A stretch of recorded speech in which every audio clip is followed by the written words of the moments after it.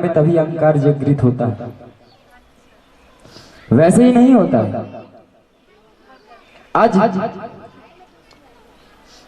गज सज्जनों, इनका इतना बल है, इतना बल है, अपने आप में इतने बल का इतना घमंड है सज्जनों। एक गज को, गज किसको कहते हैं संस्कृत में पता है? गज कहते हैं संस्कृत में किसको? गज। और हिंदी में हाथी, हाथी को कहते हैं संस्कृत में गज। तो सज्जनों, गजराज को इतना घमंड था कि वह अपने आप को भी पहचान नहीं पाया कि मेरे अंदर कितनी शक्ति है, मेरे अंदर कितना ध्येय है। सज्जनों, इसका इतना अपने बल का इतना प्रकोप था, इतना कि सज्जनों आपको क्या बताऊं। कोई भी रास्ते से जब यह गज गुजरता था ना, कोई प्रणाम इसको अगर धोखा से अगर कोई इसको प्रणाम कर लेता था ना, उसको अपनी सूंड के बल से उठा करके फेंक देता था। कोई प्रणाम बोलता था, अरे तूने मुझे प्रणाम किया तो क्यों किया? आना ही पड़ता था, क्या कर लोगे? बोली सभी लोग प्रेम से राधे राधा। अब सज्जनों, गजराज को इतना घमंड। अब इन्होंने देखा एक दिन अपनी पुत्र, इनकी पत्नियां 100 पत्नियां, 200 पुत्र, गजराज के एक हाथी के 100 पत्नी 200 पुत्र के साथ सज्जनों यह भ्रमण करने के लिए, नृत्य क्रिया करने के लिए चलती है। जब यह चलती है ना, इन्होंने सोचा आज बड़ा ही दिन शुभ है, आज मैं अभी बीवी बच्चों के साथ, आप लोग कहते हैं ना चलो आज कहीं घूमने चलते हैं, इसी तरह सज्जनों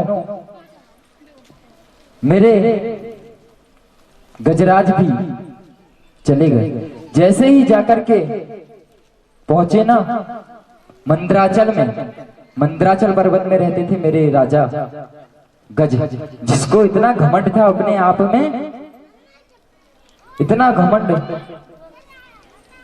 कि अपने आप को नहीं देख पा रहे थे। इनने नित्य क्रिया करते करते सच्चे उसी पानी में फेंक दिया ग्रह ने। और गज ने महात्मा को पकड़ा, पानी के अंदर पूजन कर रहे थे सज्जनों, पकड़ा और ले आकर के बाहर दिया और जिंदगी भर पानी में रहे। इधर जिसने पानी के अंदर से तपस्या अपने बल के प्रकोप से बाहर निकाल के रखा था ना, जा तेरे को बल का इतना ही घमंड है तो जा, तेरे को शराब देता हूं, तू जा गज बन जा। शराब दे दिया सज्जनों। जैसे ही शराब दिया ना, गज और ग्रह दोनों में शरण में गिर गए। प्रभु मुझे क्षमा करो, प्रभु मुझे क्षमा करो, मुझसे बहुत बड़ी सरल कोमल कपास के समान उनके हृदय होता है सज्जनों के, संतों का। संत जी के आंखों में आंसू आ गए और उन्होंने उनको कहा जाओ, शराब दे दिया सो दे दिया, जो शराब दे दिया सो दे दिया, अब क्या करना है बताओ। बोले जाओ, मैं तुमको वचन देता हूं कि आपके आशीर्वाद देता हूं, आपको उद्धार करने के लिए, आपके उद्धार दोनों का उद्धार करने के लिए स्वयं श्री साक्षात विष्णु मेरे गोविंद मेरे गोपाल आए। वही ग्रह आज मोक्ष को प्रदान कैसे होता है सज्जनों? वही ग्रह और वही गज नित्य क्रिया करने के लिए, गज शराब मिला था, एक गज और एक ग्रह। तो जो गज था ना, मगर वह पानी में रहता था, अब इनको कैसे मोक्ष मिलेगा? दोनों को ध्यान से समझिए सज्जनों। अब गजराज पानी की क्रीड़ा करने के लिए पानी में जाकर के घुस गए। पहले तो पेट भर पानी पिया गजराज ने, मनोगजा प्रियाय थे। गजराज को सज्जनों घमंड हो गया, नृत्य क्रिया करने लगा। जैसे नृत्य क्रिया करने लगा ना, और वह उसके अंदर इतना बल, वह गज जिसको दोनों को शराब मिला था ना, वह मगर आया और उसी हाथी का पैर पकड़ लिया। जब पैर पकड़ा ना तो उसको कैसे एहसास हुआ आपको पता है? एक चींटी के समान एहसास हुआ कि मेरे को कोई चींटी चुभ रही। अपन को चींटी चुभती कितना एहसास होता है? कुछ कुछ लोग को तो ज्यादा ही होता है सज्जनों, कहने लगते चींटी ने चाप दी, चींटी ने चाप दी। इस प्रकार से गज को एहसास हुआ कि मुझे कोई कीड़ा काटा, ध्यान नहीं दिया, छूट जाएगा। धीरे धीरे करके सज्जनों, पानी के अंदर मगर में इतनी ताकत होती है, इतनी ताकत होती है ना, हाथी को, जिसको 10,000 हाथी का बल अकेले को था, उसको उसका पैर पकड़ के अपनी ओर पानी के गहराट में ले जा रहा। जैसे ले जा रहा है ना, मेरे प्रभु सज्जनों कण कण में व्याप्त हैं। वह पुष्प, आप सज्जनों कई को देखता हूं पुष्प तोड़ लेते हैं, वैसे ही लौच लेते हैं, फेंक देते हैं। ये गलत है सज्जनों। हर एक पुष्प सोचता है मैं भगवान के चरणों तक जाऊं, क्योंकि मेरे गोविंद का अवतार, मेरे गोविंद कण कण में व्याप्त हैं। एक पुष्प में नहीं, एक रज धूल में, एक छोटा सा कंकड़ में मेरे प्रभु का वास है सज्जन। इसलिए छोटी सी छोटी चीज सोचती है कि मैं प्रभु के चरणों तक जाऊं, और जिसने पहुंचा दिया ना, एक पुष्प को भगवान के चरणों तक किसी ने पहुंचा दिया ना, तो जो पुष्प का पुण्य है ना, वह आपको कितना बड़ा मिलता है आपको पता है? अगर मैं चाह लूं कि भाई आप यह मेरा काम कर दो और आप कर दोगे, तो मैं आपको धन्यवाद तो बोलूंगा ना।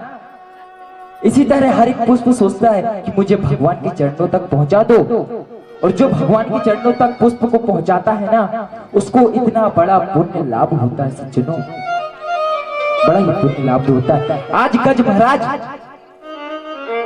ने एक कीचड़ से एक कमल दल का पुष्प तोड़ा और भगवान की ओर समर्पित करता है, हे प्रभु मुझे बचा लो, हे प्रभु मैं तुमको वांडमयी लीला का दर्शन मैं करना चाहता हूँ, हे प्रभु मुझे बचा लो। आज मेरा अंत है, मेरे बीवी बच्चे सभी छोड़ करके मुझे चले गए हैं, जिनके वजह से मुझे इतना घमंड था ना, सारे आज मुझे छोड़ के चले गए हैं।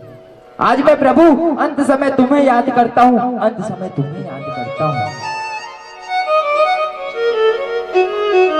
मेरे प्रभु जैसे ही देखा ब्रह्मा जी को बोले प्रभु आप जाइए।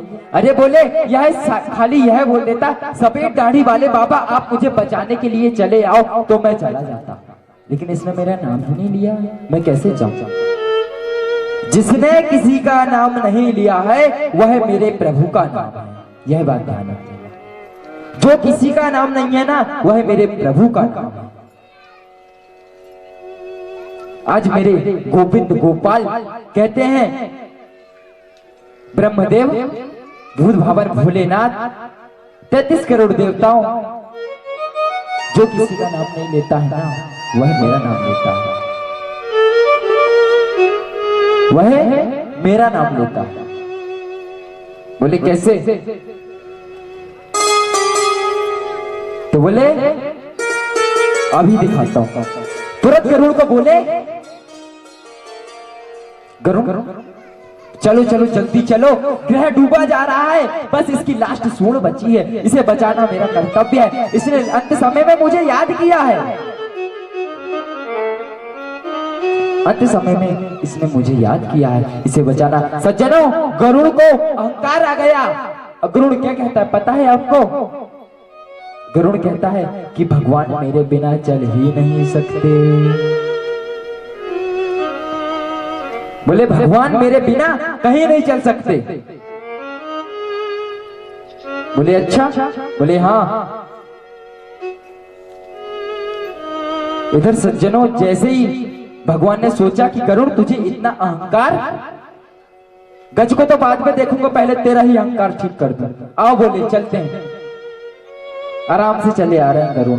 भगवान तो मेरे बिना उड़ा ही नहीं सकते। भगवान ने अपनी अनामे की उंगली लास्ट उंगली ये वाली रख दी गरुड़ के ऊपर। बोले गरुड़ उड़ो।